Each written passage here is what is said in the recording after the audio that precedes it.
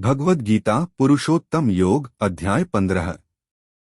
पुरुषोत्तम योग में भगवान श्री कृष्ण ने संसार के वृक्ष अश्वत्थ वृक्ष के माध्यम से जीव और परमात्मा के संबंध का वर्णन किया है और पुरुषोत्तम सर्वोच्च पुरुष के स्वरूप का ज्ञान दिया है। श्लोक 1 से 10 और उनकी व्याख्या प्रस्तुत है। श्लोक 1। श्री भगवानुवाच ऊर्ध्वमूलमध शाखम श्वत्थ प्राहुरव्ययम् छंदांसि यस्य पर्णानि यस्तन वेद स वेदवित्। अनुवाद। भगवान श्री कृष्ण ने कहा, वे लोग उस अविनाशी अश्वत्थ पीपल वृक्ष को ऊपर की ओर जड़ें और नीचे की ओर शाखाएं वाला कहते हैं। उसके पत्ते वेदों के मंत्र हैं। जो इस वृक्ष को जानता है वह वेदों का ज्ञाता है।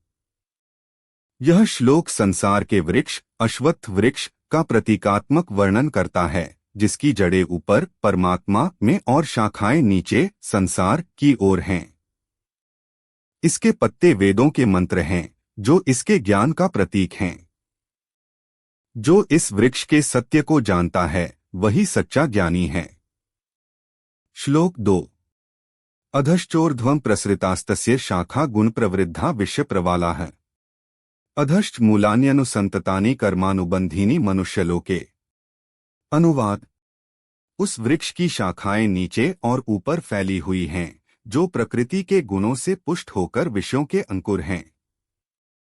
इसके नीचे की ओर और भी जड़ें हैं, जो कर्म के बंधनों में बंधी हुई मनुष्य लोक में फैली हैं। शाखाओं का ऊपर और नीचे फैला होना इस संसार की विभिन्न अवस्थाओं और क्रियाओं का प्रतीक है। यह गुणों सत्व रजस तमस से पोषित है और विषयों इंद्रिय सुखों के द्वारा विकसित होता है।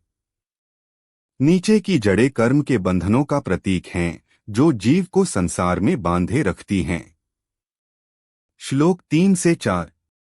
न रूपमस्यः तथोपलभ्यते नान्तो न चादिर्न च संप्रतिष्ठा अश्वत्थमेन सुविरूढ़मूलम संशयन सम शस्त्रेण दृढ़ेन छित्त्वा ततः पदं तत्परिमार्गितव्येन यस्मिन्गता न निवर्तन्ति भूय तमेव चाद्यं पुरुषं प्रपद्ये यतः प्रवृत्तियः प्रसृता पुराणी। अनुवाद। इस संसार वृक्ष का वास्तविक रूप यहाँ समझ में नहीं आता। इसका न तो आदि है, न अंत और न स्थिति है। इस दृढ़ जड़ वाले अश्वत्थ वृक्ष को अवश्य ही शस्त्र रूपी वैराग्य द्वारा काट देना चाहिए। इसके बाद उस परम पद की खोज करनी चाहिए, जहां जाने के बाद वापस नहीं लौटते। मैं उस आदि पुरुष की शरण लेता हूं, जिससे प्राचीन प्रवृत्ति उत्पन्न हुई है। यह श्लोक संसार वृक्ष की असीमित और अप्रत्यक्ष स्वरूप का वर्णन करता है।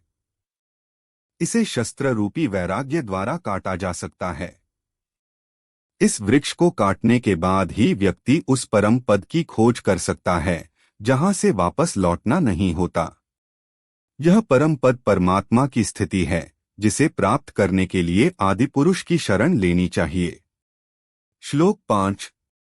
निर्माण मोहा जित्संग दोषा अध्यात्म नित्या विनिवृत्त कामा है द्वंद्वैर विमुक्ता सुख दुख संज्ञैर्ग क्षंत्य मूढ़ा पदम व्ययंतत। अनुवाद। जो मान मोह से रहित हैं, जिन्होंने संगदोष को जीत लिया है, जो आत्मा में नित्य स्थित हैं, जिनकी कामनाएं समाप्त हो गई हैं, जो द्वंद्व व सुख दुख से मुक्त हैं, वे अविचलित लोग उस अविनाशी पद को प्राप्त करते हैं। इस श्लोक में आत्मा की उच्च स्थिति का वर्णन है। जो व्यक्ति अहंकार ममता और आसक्ति को त्याग चुका है, जो आत्मा में स्थिर है और जिसकी समस्त इच्छाएं समाप्त हो चुकी हैं, और जो द्वंद्व सुख दुख से मुक्त है, वही उस अविनाशी पद को प्राप्त करता है। श्लोक 6। न तत् भास्यते सूर्यो न शशांको न पावक यद्गत्वा न निवर्तन्ते तद्धाम परमम्। अनुवाद। उस परम धाम को न तो सूर्य प्रकाशित कर सकता है, न चंद्रमा और न अग्नि। वहां जाकर कोई वापस नहीं लौटता। वह मेरा परम धाम है।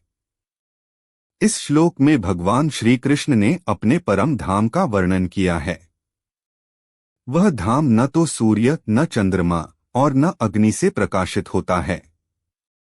वहां पहुंचने पर व्यक्ति पुनः संसार में नहीं लौटता।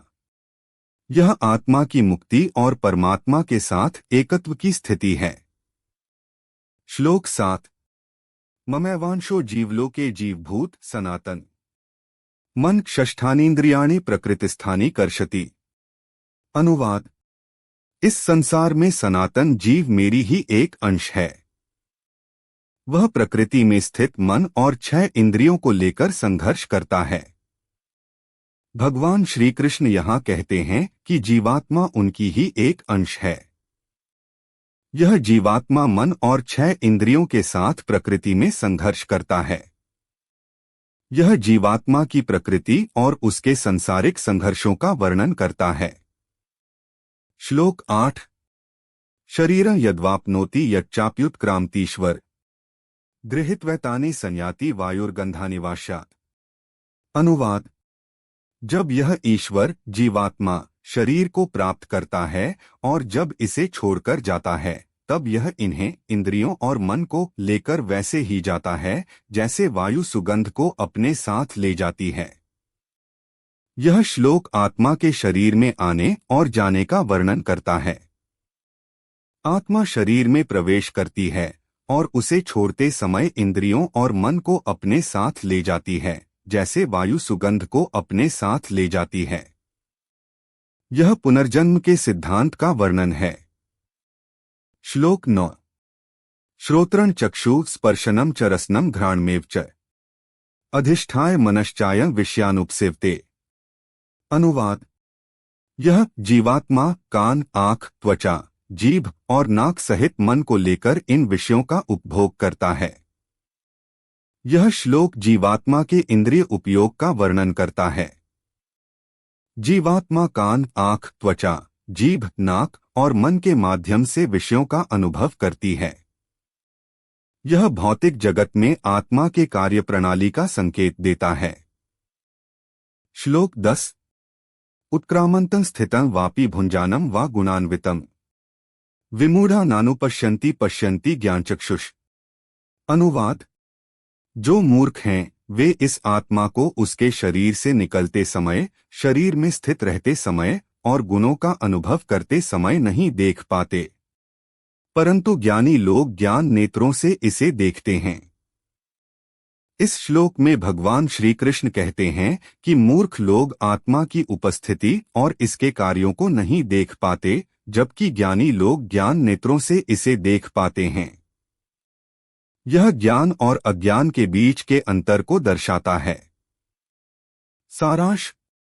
इन श्लोकों में भगवान श्री कृष्ण ने संसार वृक्ष के रूपक के माध्यम से संसार की प्रकृति और आत्मा की स्थिति का वर्णन किया है।